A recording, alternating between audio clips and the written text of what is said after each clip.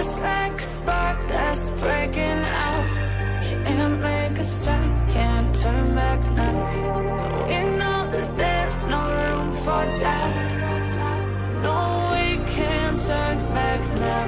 I see danger in your eyes. They know we'll burn down the night. Only just like the sunrise. You know that we gonna light it up tonight. We gonna light it up tonight. We gonna light it up just like the sunrise. We gonna light it up now.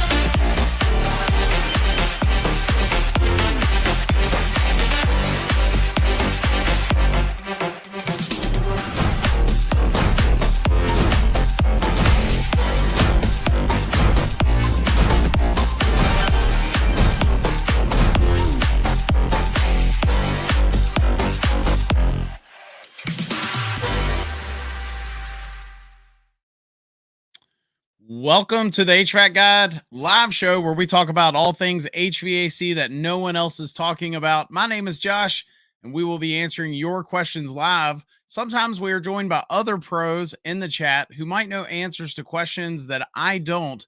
Tonight, we have a special guest that is an expert in our industry. But before we bring on Kevin, let's take care of a few housekeeping matters. The first thing is, you guys have heard me say it. I've been saying it. I'll say it again. If you are watching this on our main channel, our HVAC Guide for Homeowners YouTube channel, we will not be here for much longer. We're still streaming to both, but the live show, this what you're watching, is going to it has its own home now. We have a new channel. If you are not subscribed to the new channel, please do that. The easiest way to do it is search HVAC Guide Live Show. If you search that on YouTube, it should pop up and you'll be able to click the subscribe button. If you can't find it there, then if you just go to our main channel, so if you go to the HVAC Guide for Homeowners YouTube channel and scroll all the way to the bottom, you should see it there. You should be able to subscribe at the bottom of our channel to the live show channel. Okay. So please make sure you get that done, because you won't be seeing this fat face much longer on the Homeowners channel as far as the live show goes. We're still going to be posting content there, but the show itself has its new home. I'll get off of that. The next thing I just want to highlight is next week we've got another show. I'm here every Tuesday night, and next week we have a guest who is his podcast was nominated for one of the top podcasts in the HVAC industry in the country. And so he's the co-host of the HVAC Misfits podcast, and really smart guy, Ryan. I'm excited to have him on our show next week. So make sure you're here for that. All that said, last but not least, let's take a moment to pay the bills and thank the sponsor of tonight's show.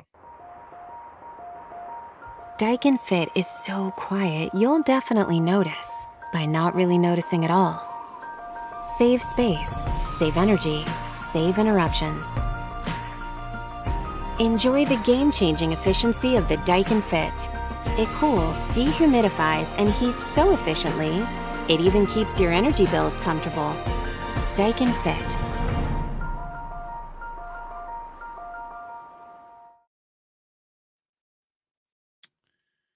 All right. Tonight's guest shares the name of another celebrity not as famous as tonight's guest, but I don't want anybody to get confused and about who's joining us. He is the CEO of one of the companies changing the HVAC industry in a big way. That company is called Haven IAQ. Forgive me, Kevin. And they have a product that can help homeowners actually verify if the air they are breathing is clean, or, if something needs to be done about it, right? I feel like a lot of products out there, you're kind of throwing mud on the wall.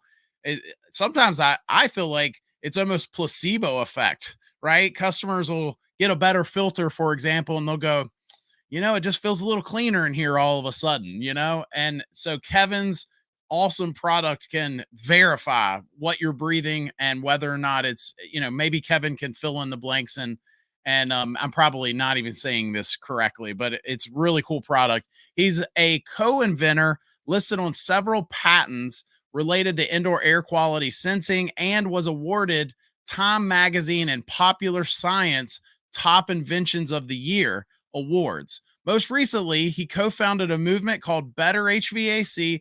Everybody, please help me welcome Kevin R. Hart.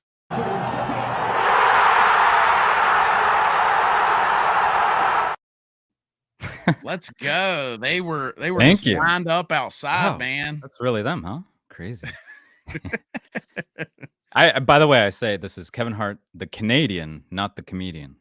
Got it.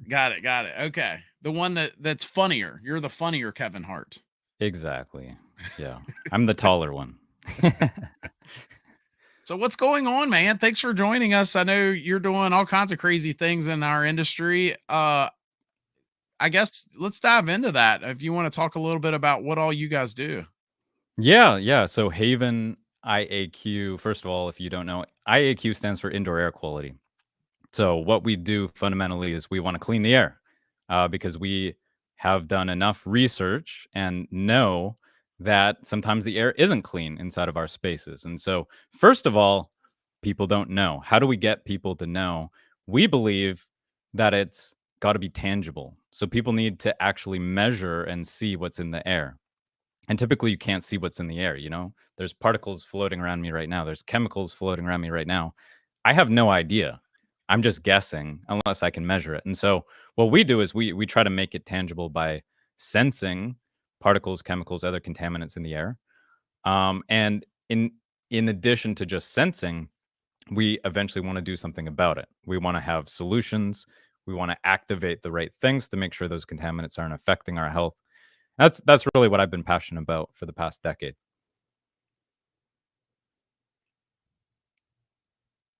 And yeah, to elaborate on, I guess, what we sense and what we do. So we've been making sensors, first of all. That's our website up there. So 10 years ago, we decided we're going to make a sensor, kind of like a smoke detector. It's going to tell us what's in the air, the physical stuff floating around the air. Like if you're cooking, there's physical stuff floating in the air. We want to know which of those particles can actually get into our lungs, potentially through the barrier of our lungs into our bloodstream and affect our organs, even into the brain, even in through the placenta into a fetus. It's crazy what particle pollution can do if they're small enough particles. And so the problem with the smoke detector is it measures the totality of what's in the air through more like occlusion. Like if I try to shine a light through something, how much light gets through? Well, that's how much stuff is in the air. So that's what we're going to tell you. And they're going to tell you when it's too late. Like you should run out of your home when the smoke detector goes off. We're trying to tell you something a little bit different. We're saying, what is the size of the particles? Can they affect us? Can they affect our health? And we don't want to know when it's too late. We want to know proactively, when this is not good for us and what we can do about it. Can we filter these particles out? So we sense the particles. We built our own particle sensor. As you mentioned, I'm a co-inventor on a laser particle counting or optical particle counting technology that we miniaturized and put into an HVAC system, so you can sense your air quality through the HVAC, through the entire home. And then we took chemicals, we took relative humidity. We've really been nerding out into the building science of like, why is there mold in my home? Or why are there chemicals building up in my home? And so that's really the path we've been down for the past decade. Okay. I and it's okay if the answer is no, but I feel like a lot of times when there's these new products or inventions that hit our industry, sometimes there's some pushback from people or pros. Sometimes some of the old timers, the old school guys. Have you had any of that? Have you seen any of that, or is it all love. Oh no, there's definitely pushback. I'd say a lot of the pros, especially, so I feel like in this industry, a lot of pros are probably aiming towards retirement in the next 5 to 10 years. That's a lot of the industry, particularly because there's not a lot of young people getting into the industry. Not enough. Certainly, there's a shortage of skilled labor in the trades and blue collar work in general. And so, yeah, a lot of the people we deal with, a lot of the owners of companies are typically on the older side where technology is not something they grew up with. It's not something that's sort of native to them in terms of, they weren't a teenager when they had, an iPhone in their hand. They don't know how apps work necessarily as well. It's just not quite as familiar to them. And so they're going to stick with the things that they know that have worked for decades for them. So, yeah, there's definitely a bit of a pushback from that generation. That said, there's exceptions to every rule. There's lots of people in that category who like the product, who use the product, and who adopt technology. But as a stereotype, if we want to go with that, yeah, there is some pushback. Um, then there's people who, when it comes to technology, they don't even want Wi-Fi in their home. They don't want any technology in their home, right? Sort of the Luddites. Or there's also people. Ironically, we deal with people who are sick. But one of the things that makes some people sick is the sort of radio frequency or IMF in the home. And that's, some people see that as wooey, like Ghostbuster stuff, but some people are sensitive to the frequencies um, in the air. And that's a detectable, provable thing. They just happen to be hypersensitive to it, and so they can't have a product like ours due to that. Interesting. Yeah. Interesting. Okay. Huh. Ryan is one of the folks that joins us often, and he sometimes likes to stump me and ask some tough questions. And I love that about him, by the way. But he has a question for you that I think is interesting. So he says, "How do you feel about ionizers and PCOs? And are you more of the or are you just looking at filtering the air? Do you have any opinions on any of that?" I do. I have a lot of opinions on that, actually. Okay. Actually, you said like in the YouTube promo, it said something like unveiling the secrets for homeowners, right? And so I feel like this actually perfectly ties into what I think one of the biggest secrets is, in the IAQ industry, the indoor air quality industry, is that unfortunately, one of the big secrets is that there's many manufacturers making technologies to clean the air that aren't quite doing exactly what they say that they're doing. Shot fired. Got it. Yeah. And so they'll go and look in a tiny little cube of air, can we sterilize this XYZ COVID mold, whatever, right? And sure, it does.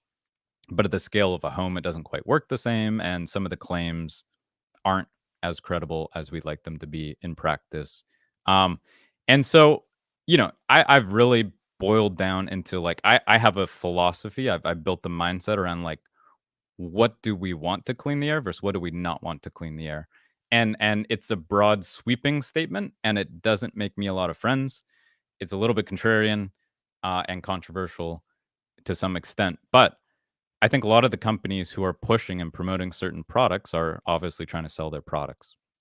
Now, one of the things that makes us in a little bit of a neutral zone is that we're not actually selling solutions. We're selling the ability to monitor and control air quality. We're sort of agnostic to what the solution is. We don't care what it is. You could put anything in there. We have the data. We know what works. We know what doesn't work. And so one of the things that we've seen. So now Ryan's asking about ionizers and PCO, photocatalytic oxidation. And so these all fall into what I call electronic air cleaners or electronic air purifiers. So they're electronically trying to do chemistry in the air, right? And just in general, the mindset that I have is you don't want to add stuff to the air to clean the air. You want to subtract stuff. Like this is just generally a good philosophy to have is if there's a particle, you want to catch it. You want to subtract it from the home. If there's chemicals, you want to get it outside. You want to get it out of the home. You want to sort of reject it outside, like you want to reject heat molecules outside to cool the home down. If there's humidity, you want to capture it and you want to get it out through the plumbing system. Right. So what these other products try to do is they try to actually claim that, hey, we're going to take this one bad thing and we're going to do some chemistry and turn it into this other thing. Well, that sort of maybe works if everything were just maybe one pure chemical, but that's not what a home is. It's really a cocktail of chemicals where you have uncertain reactions that are going to happen. And so they've actually, scientists, research, and Corbett Lunsford has done one of the best sort of research studies here with the home chem study. And that was sponsored by the Sloan Foundation. And you can find that. That basically they brought in like $1 million spectrometers looking at all the different gases in the air and how they interact. So if you're cooking, depending on what you're doing, it is looking at how those chemicals change. If you're making turkey dinner, how are those chemicals changing and interacting in the air? And it was shocking. Like a lot of the chemicals are interacting. And so one thing they found, for example, you have limonene. Limonene is a lemon scent that they put in like cleaners. Like, you're spraying a cleaner, it's got that lemon scent. So that's limonene, and it's a chemical they add to smell like lemons. Well, that's fairly benign in and of itself. But when it interacts with ozone, it turns into formaldehyde. Now, maybe I'm speaking Greek to a lot of people, but formaldehyde is one of the most carcinogenic chemicals that we know of that's fairly prominent in homes, and it off gases out of materials, typically like drywalls or woods. So it's sort of a natural thing that off gases, but then it gets trapped in our homes. Now, like, we didn't evolve to be in a container of air that never gets exchanged, right?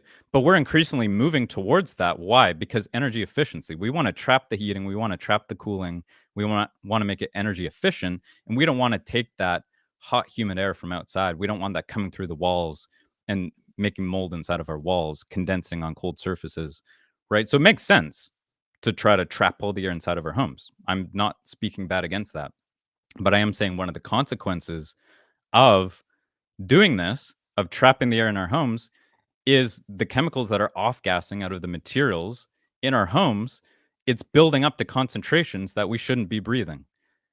And those concentrations, when we breathe them in, it does health damage. And specifically the health damage it can do, endocrine disrupting, hormone disrupting, for the guys out there, testosterone reducing, right? Fertility affecting, carcinogenic. This is like the flame retardant they were putting in pajamas. This is like the drywall issue that they had from the drywall coming from China many, many decades ago, right? So all these things that you hear about, those chemicals, they're in everything. Like, we can't avoid it. They're in the materials.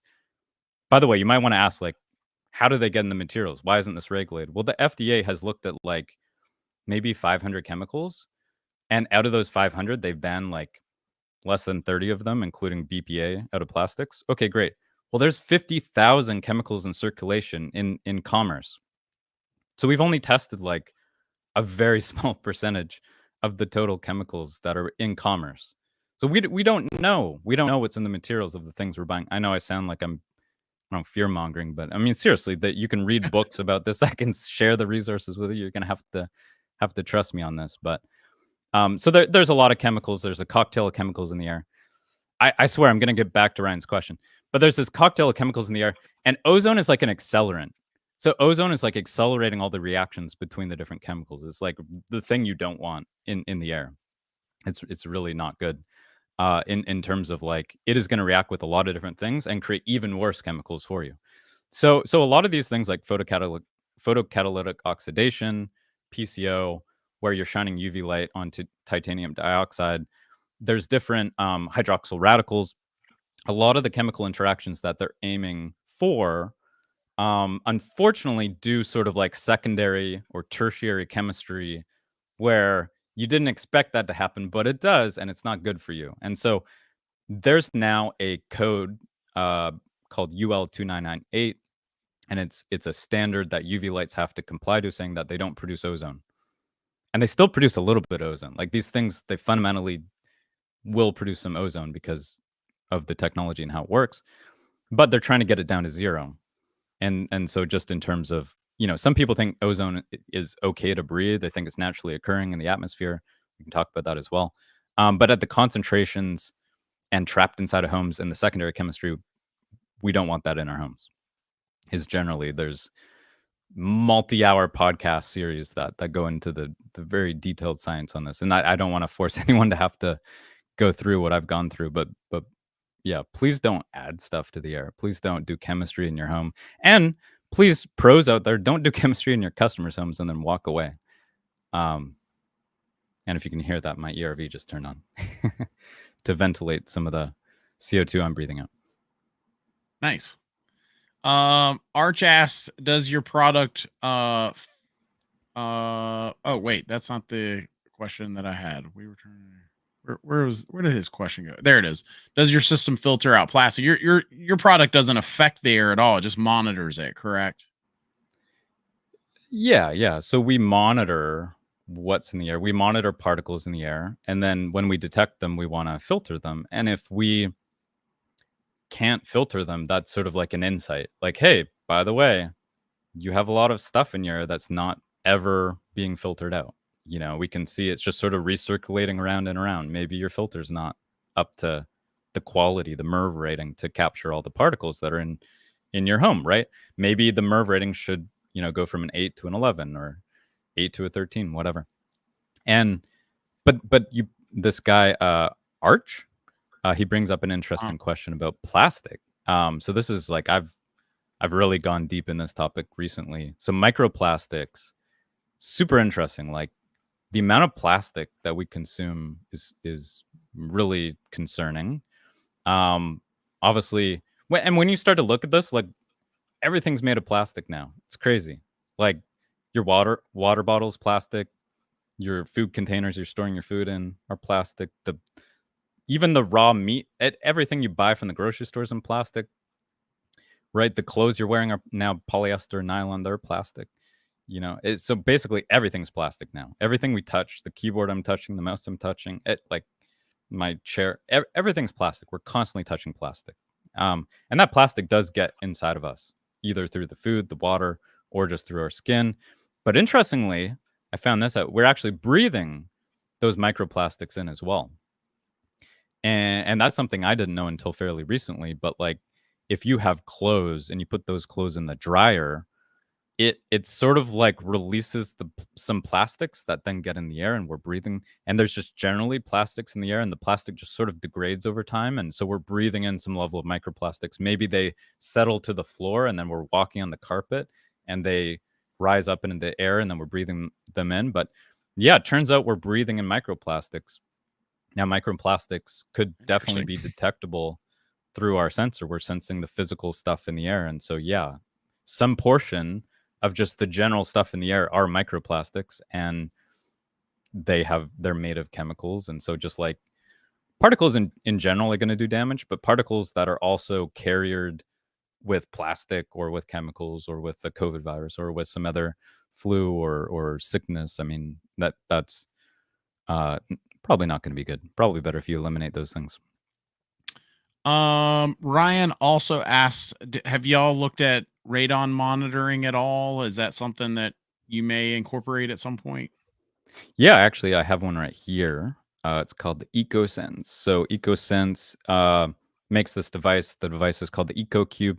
We don't make it, but we decided, because we're not specific experts in radon monitoring and building radon sensors, we thought, let's just partner with a company. Maybe we'll eventually partner with several companies that make radon sensors, and that pulls into our software so that we can automate and control and see everything all in one place.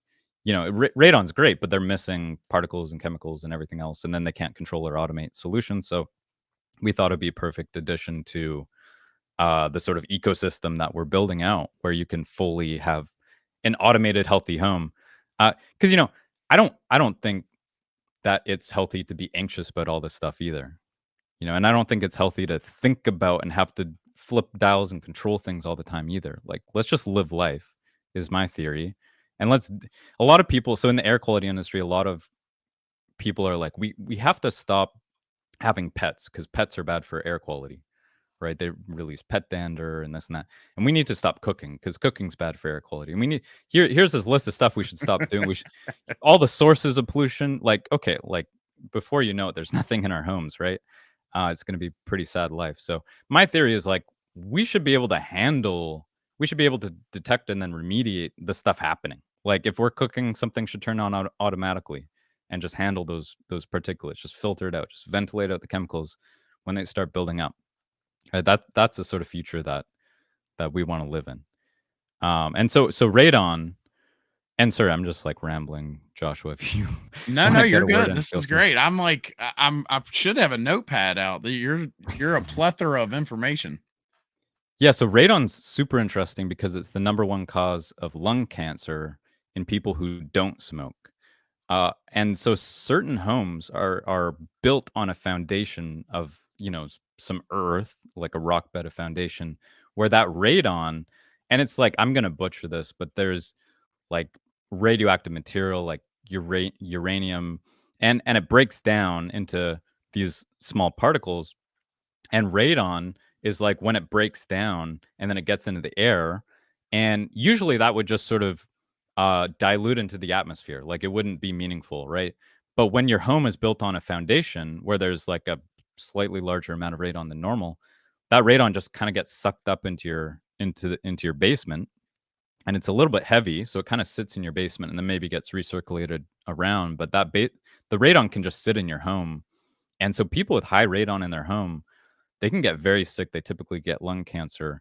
Unfortunately, some people die of lung cancer, and then there's stories of like families all getting cancer, and then they go and monitor radon and figure out that the home had high radon.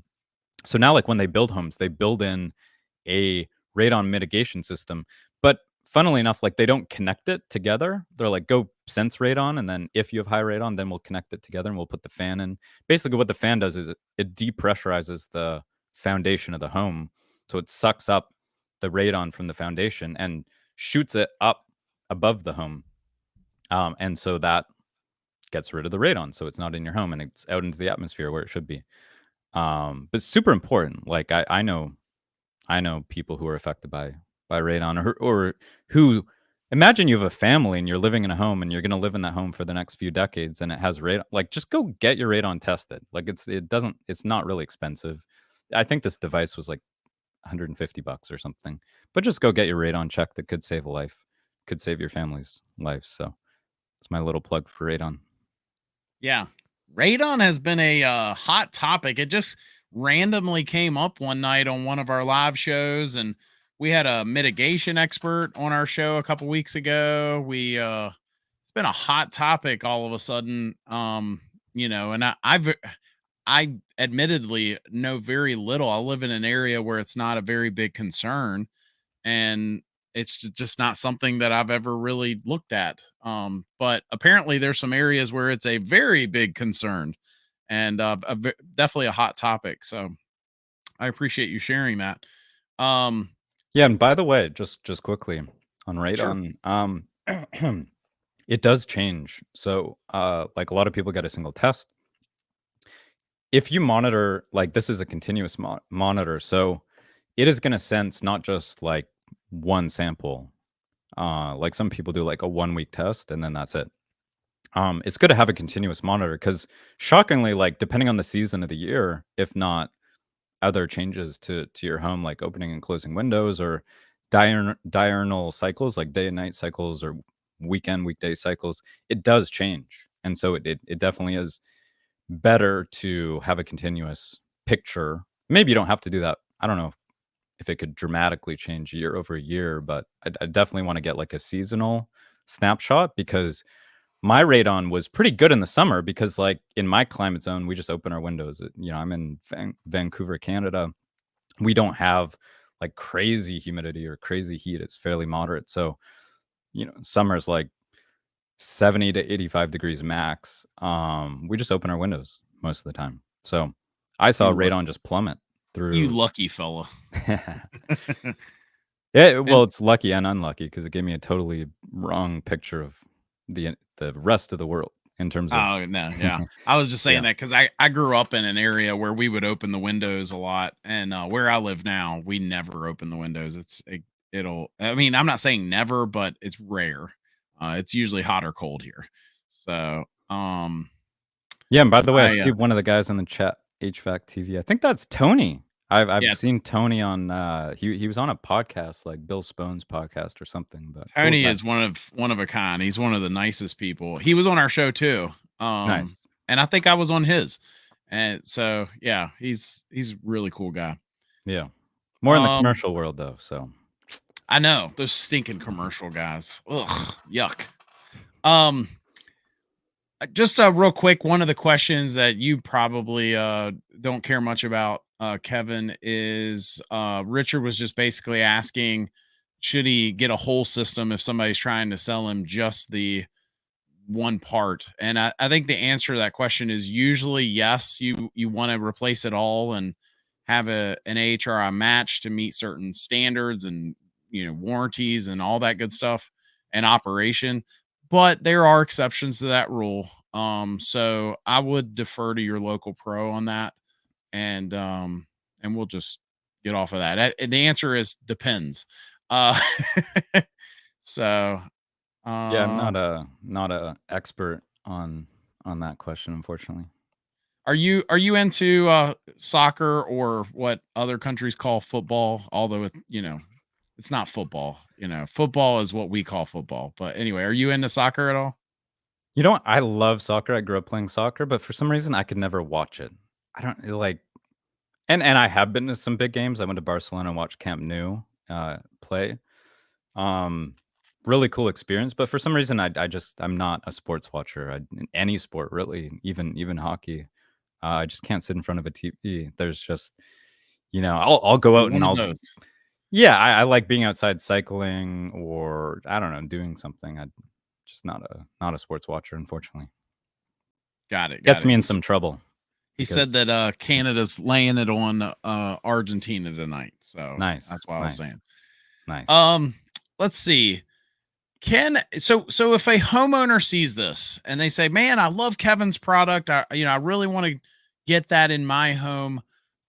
There's probably exceptions to every rule, but what's that look like typically? If they want the product, how do they go about doing that? Do they need to go to a pro, or how do they do that? Yeah, so I mean there are homeowner products. You can go buy those as well. So like Air Things makes a IAQ monitor that you can put in your home yourself and plug it in, and it'll sit in your room. And so like I would just say if you're gonna do that, consider where you're gonna put it, or consider having more than one. Because like if you put it in your bedroom versus your kitchen, it's gonna show different data.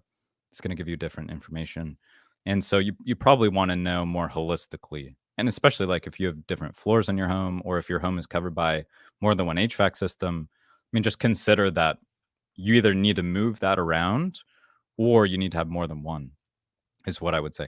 The second thing, so now past the homeowner desktop devices, I'd say we're more on the pro side. So the quality of our product, the accuracy of our sensors is going to be higher. And we're going to go through the pro channel typically. So a contractor is going to install it in your HVAC system. The cool thing about our product is it looks at the whole home air quality, not just a room, but all of the air going through your return duct. So, if you have a couple returns in your home, returning air from different zones of your home or different areas of your home, it's all going to come back through a plenum. And that plenum, we can understand if there's chemicals, if there's particles. It's sort of like a holistic picture of what's happening. Hmm. And so that's more what we focus on. Then the second thing that's interesting about what we do is we can control solutions like humidifiers, dehumidifiers, motorized dampers for fresh air, and we can control ERVs, energy recovery ventilators, which is a way to exchange outdoor air in an energy efficient way. So yeah, we're more about automation. Huh. So your product, that's interesting. So it will automatically control some of these other I call them accessories. So I guess like whether we're talking about a ventilation system or a dehumidifier or humidifier, your product can control some of these device. It's not like it notifies the homeowner and the homeowner needs to go do something. It can just automatically take care of some of these things. Yeah, Cool. exactly. So yeah, what's I I A good example would be like, sorry, something in my throat here. You're good. We saw that ERVs, so ventilation equipment, they're either set to like a minimum or a maximum airflow, and it's typically a wall dial. So you're going to dial it like to the lowest flow or the highest flow. Now, we would love to say to a homeowner like, "Hey, your chemicals are high. Go flip the switch." Well, what if that happens like once an hour or 3 times a day? People at some Yeah. point are going to be like, "I don't want to, run upstairs and flip the switch." So Right. our thought was, and this is the product by the way, for controlling things. So that is going to automatically flip the switch for you. It's going to activate the solution. So you don't have to go run and do it yourself. So let's say like chemicals are high in the home, automatically it's going to turn that piece of equipment either on or up to the highest speed until we can get rid of the chemicals that are built up in the home, if that makes sense. Yeah, makes sense.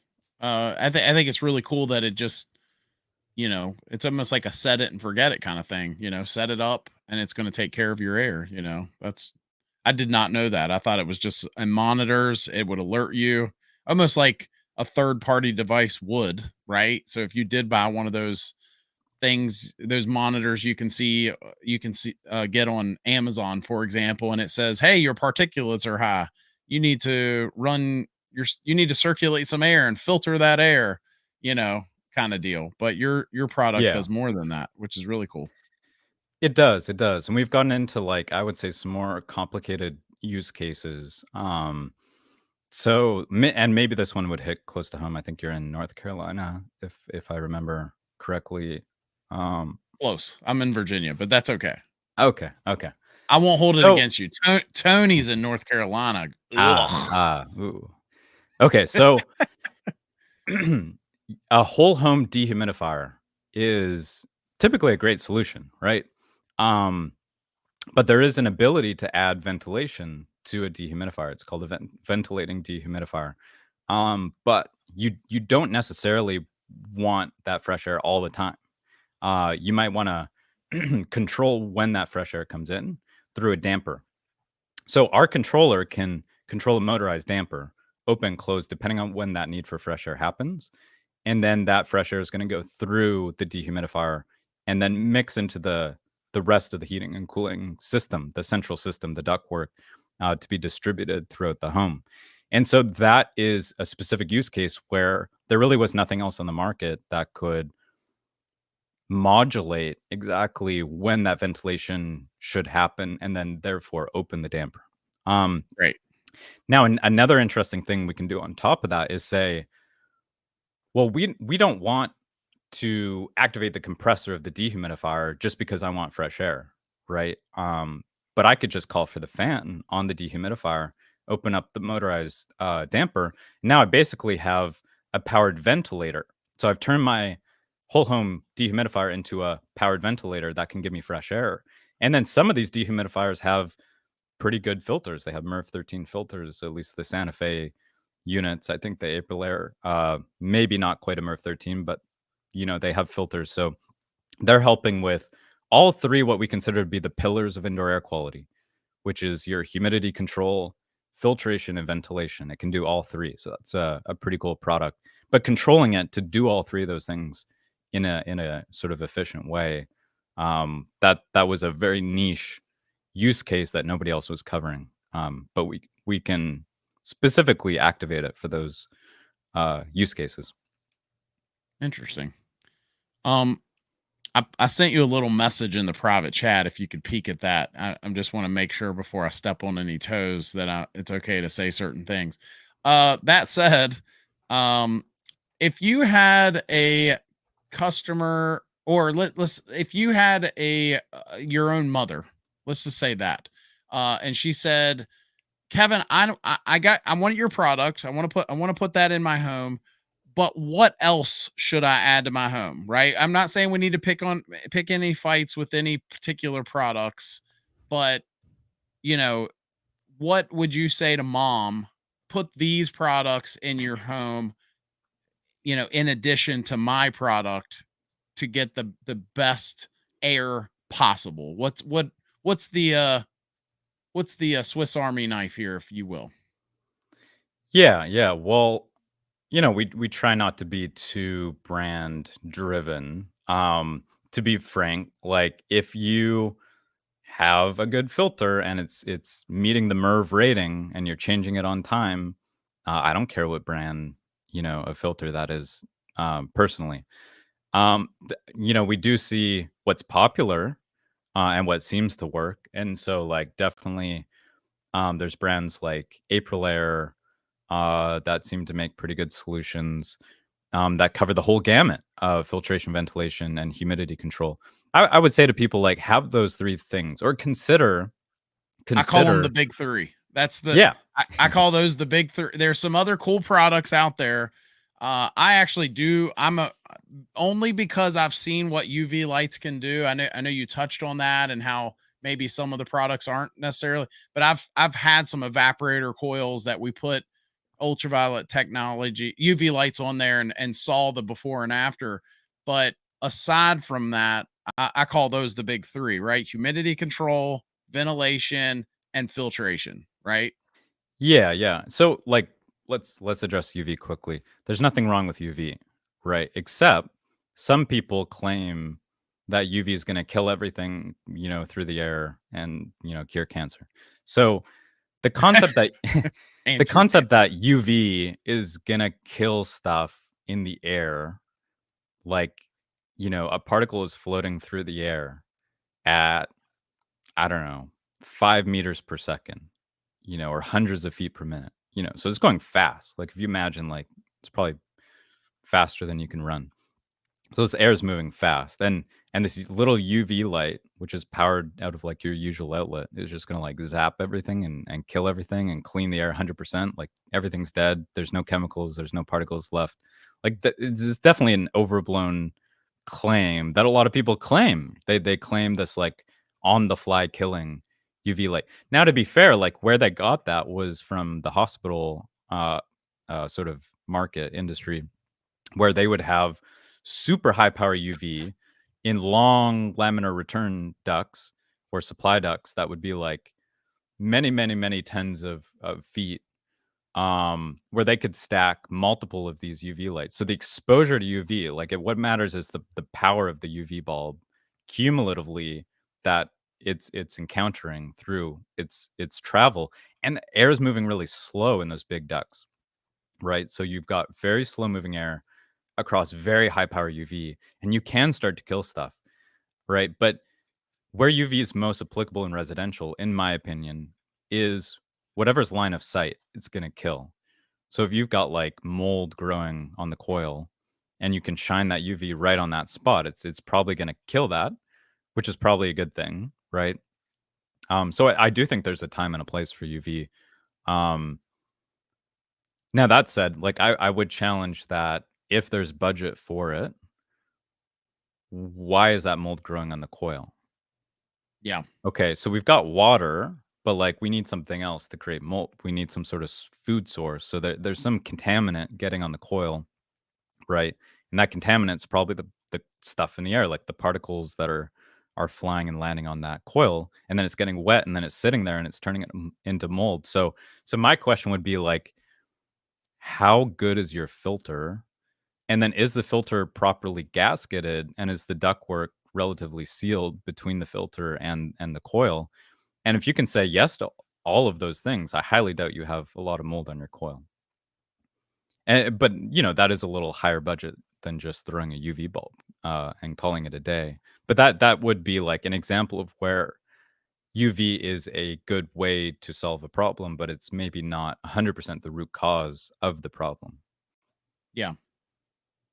Yep.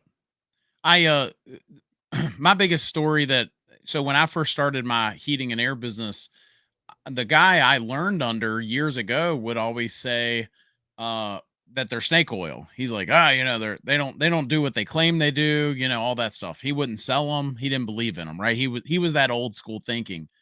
And I had a customer that had one of those old Ream M coils with all the nooks and crannies. And we got there and I did my best to clean it with it in place. We never did the pull it out, take it outside, and do all that. But because then you're reclaiming refrigerant, you're doing all kinds of things.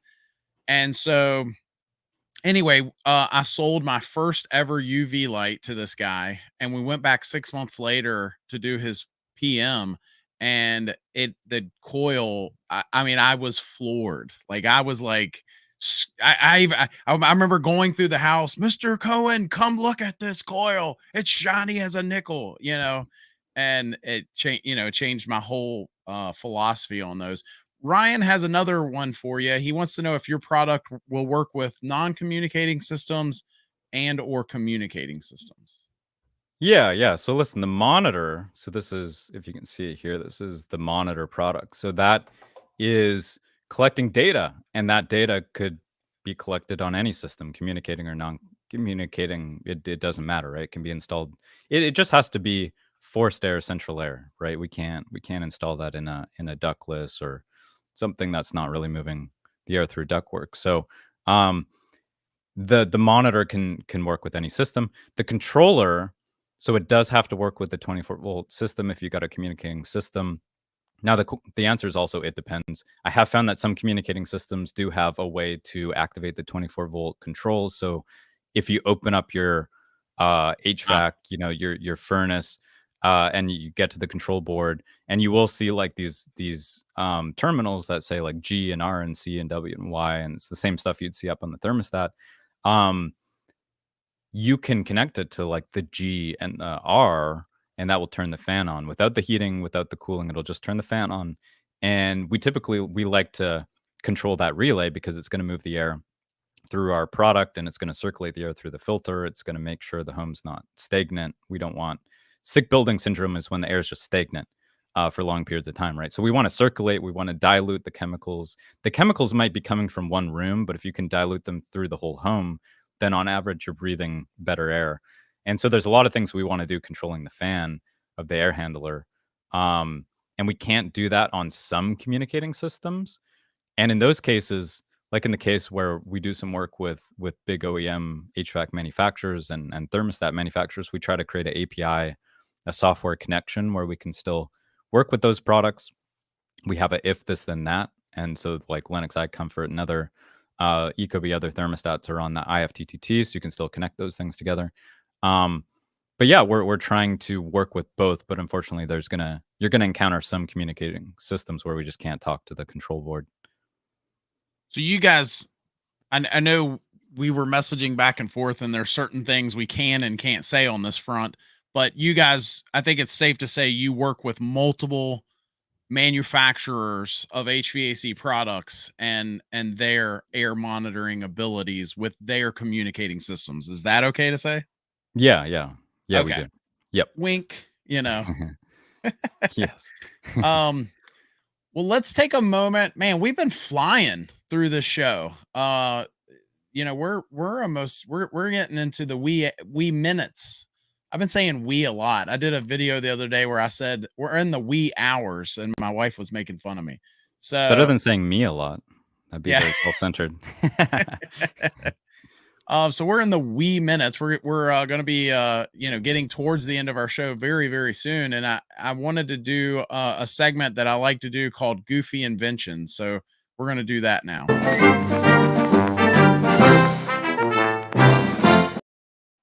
So Kevin, you said you do have a goofy invention to share with us, an actual inventor, someone that has his name on patents in this world. Let's hear your goofy invention for the HVAC God live show.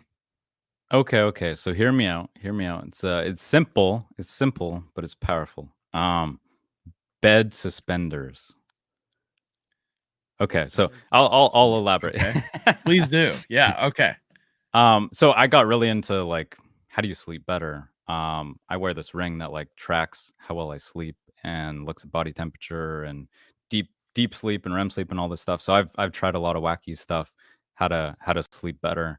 I have this thing called the bed jet, and it like blows air into the sheets. So that like humidity doesn't build up, and it can Do keep you your like that? temperature. I've seen those. I've never Yeah, used one. Okay. I love it. Like, I couldn't Okay. go back. I used to get night sweats, so, I mean, it's been amazing. But, I've tried a lot of different stuff like blackout blinds and yeah, I've tried everything. So, just one of my fascinations is like, for 7, 8 hours a day, you're just lying there, like, might as well make the most of it and feel recharged in the morning. So this is not 100% gonna change your life, but there was this invention, and it was, like, to keep the fitted sheet on the bed. So there was Okay. like these straps that go Yep. underneath the bed, and they just, like, clip onto the fitted sheet so that the fitted sheet doesn't go anywhere. And that was great, and, like, not many people know about that, not many people have that problem. But then I thought, like, what if I actually attach this to, like, the actual top sheet or the duvet? And so I tried Ah. that, and now, like, the bed sort of hugs you, and you never have to make your sheets again because they always stay in place, and So it's you just have this. This I did. isn't a Yeah, well, it's like I haven't brought it to market. I haven't told it. This is the first time I've even talked about this because it's just so goofy. But you can like buy these straps on Amazon and just use them and invent your own like thing with me here. And it goes under the mattress, but then you like clip it to your top sheet so that you don't have to like make your bed every day and like your partner's pulling the sheets off of you, but these straps are gonna have your back. They're gonna like keep the yeah. sheets on your side. I love So it, man. yeah. That might be one of the coolest goofy inventions anyone has shared with us. Um, it reminds me of years ago. Um, I so you know years ago I was trying to figure out what I want to do with my life, and one of my hobbies for the longest time was refereeing basketball. And one of the problems I had was, you're constantly doing this. You're raising your hand during, you make a call and you've got to put your hand up and call a foul or a violation during the game.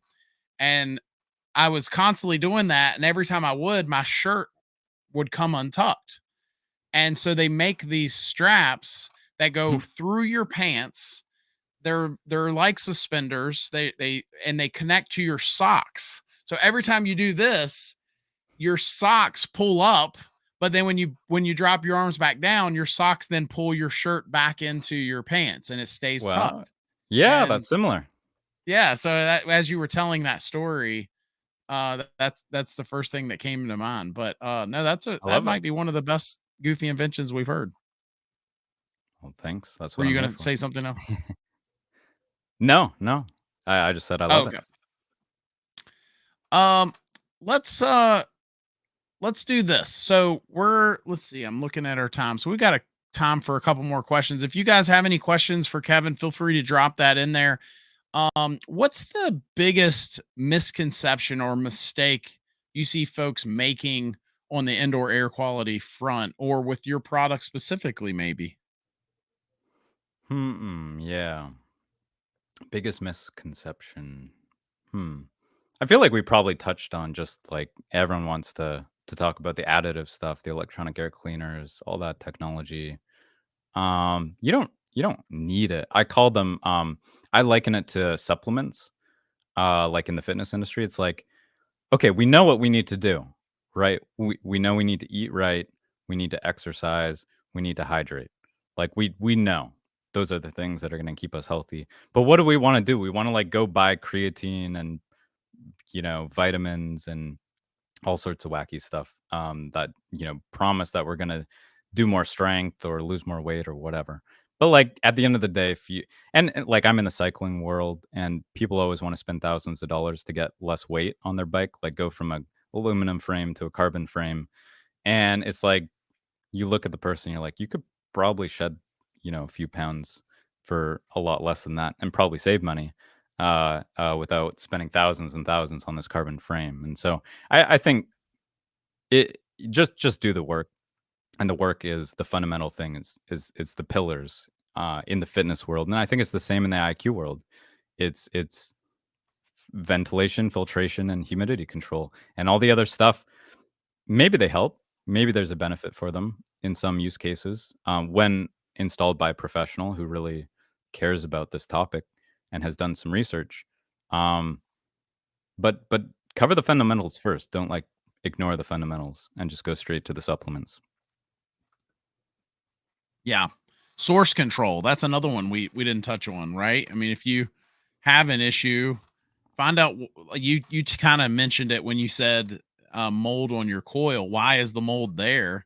A lot of folks will, try to come up with solutions or things to alleviate the problem when they, you know, don't always go to the source to start with. Like, why are we even having this problem? Let's figure that out. Yeah. Um, There's Arch another says, good question. Yeah. I'm going to hold that question. You talking about Ryan's question? Yeah. Yeah, don't answer that yet. Okay. We're going to hold on to that one. That's an interesting, because I assume you have an opinion on that matter. I do, but yeah, it's a spicy topic.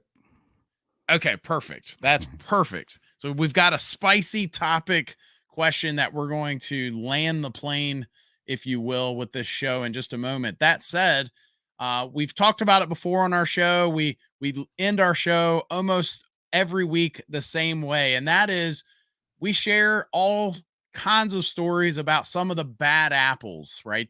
We know there's some bad actors, some bad apples, some people that are maybe not the best in our industry, maybe not making us look good, right? And so we talk about them all the time. And what we don't talk about enough is some of those good apples. So if you know a good apple, if you know a good heating and air company, a good electrician, a good plumber, do me a favor and share who they are and where they're located in the chat. First of all, you're going to be sharing some love to some good apples. But the other thing you might do is you might actually share more than that. Somebody might see your message in your area and show some more than love, give those folks some business. So drop those into the chat. That said, this spicy topic that Kevin called it, I like the way you referred that. And let's jump on Ryan's question. So he says, are you on the side of running the fan blower constantly or just leaving it on auto for air filtering? I hear both sides all the time. Yeah, I hear both sides all the time as well. And I think there's so many variables impacting this. It's a super interesting topic. Um, in a hot and humid climate, you can definitely do damage by leaving it on if your air handler is in a hot attic, right? That's not an encapsulated attic. So it's an attic that's exposed to that hot and humid air.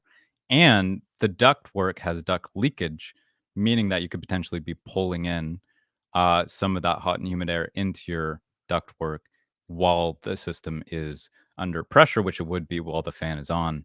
And so that's actually going to make your air quality worse. It's going to drive heat and humidity into your system. That's not good.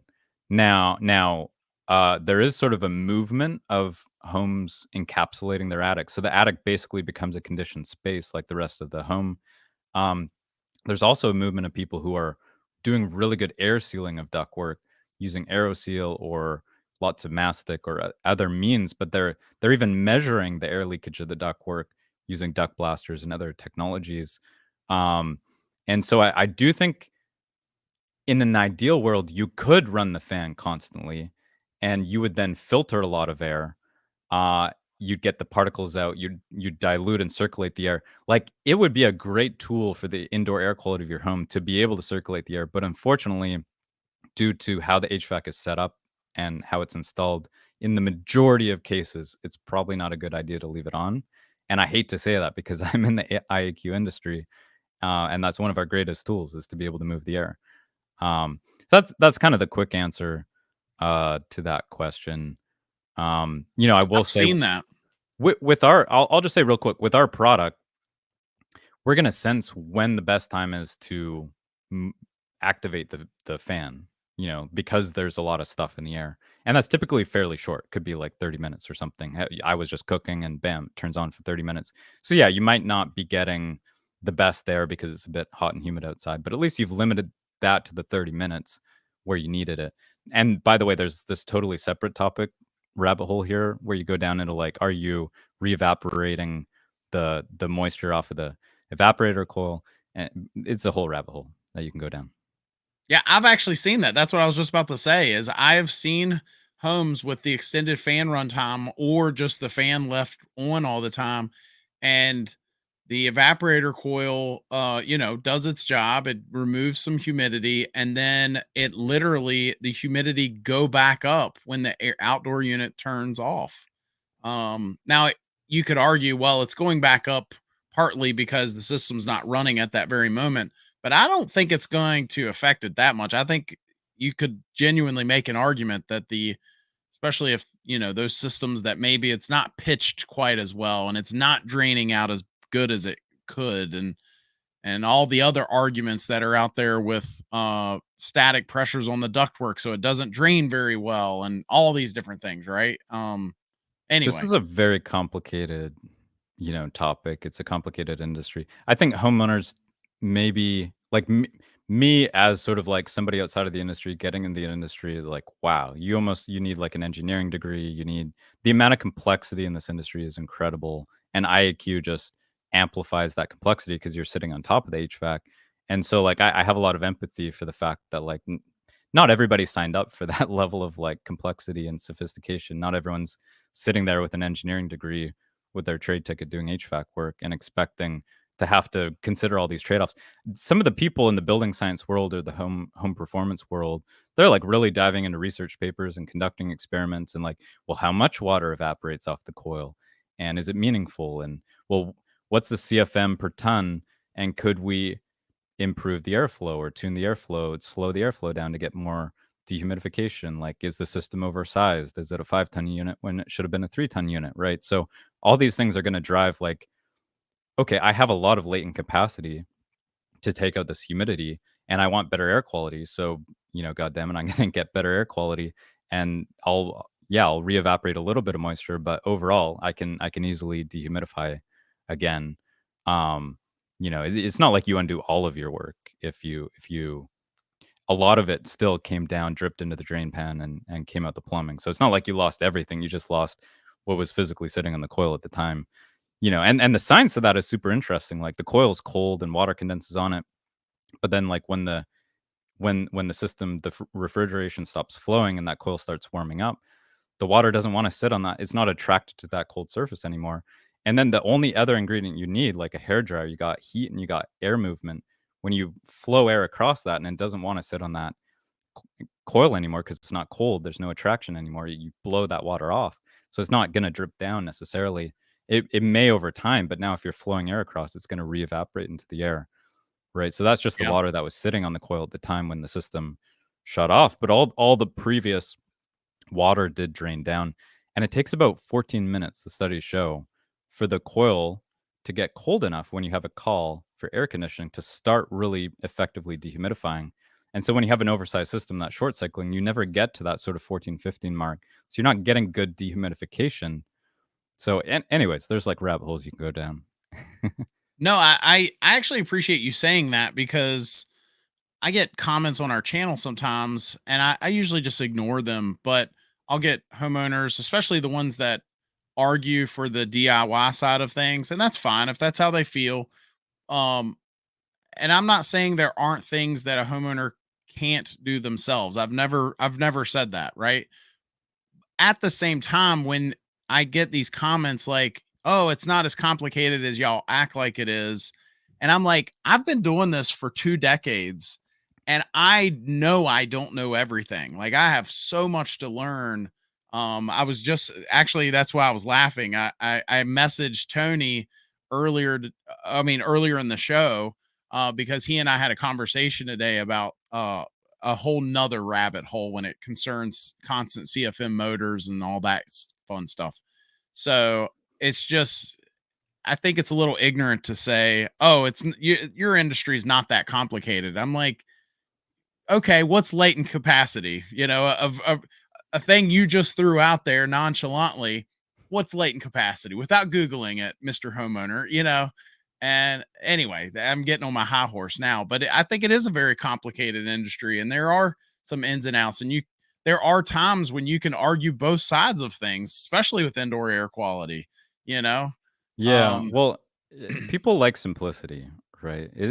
And people do HVAC like politics. It's like there's one of two sides that you can choose, and then you sort of just defend that side. But like that's not how this industry works. Everything's really nuanced, and there's a lot of detail and information and variables to consider. And so, like, yeah, maybe you could do some stuff yourself, but yeah, the rabbit hole's so deep that what you're paying for is like the many tens of thousands of hours of knowledge of like what didn't work and what worked, and hopefully you work with someone who cares and who's learning, right? There's people who've got 1 year of experience 30 times over, 30 years in the industry, and then there's people who truly have 30 years of experience. So work with the right one, but you're sort of paying for that experience as well, right?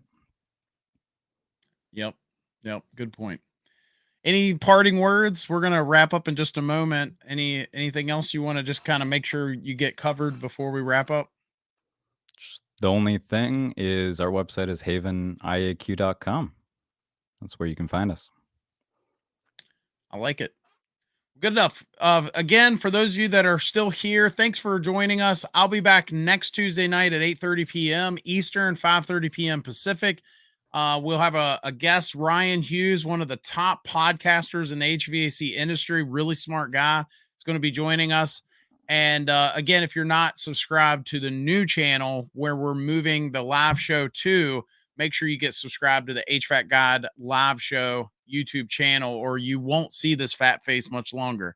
So again, thanks, Kevin. Thanks to everyone watching. In the meantime, make it a great week. Take care.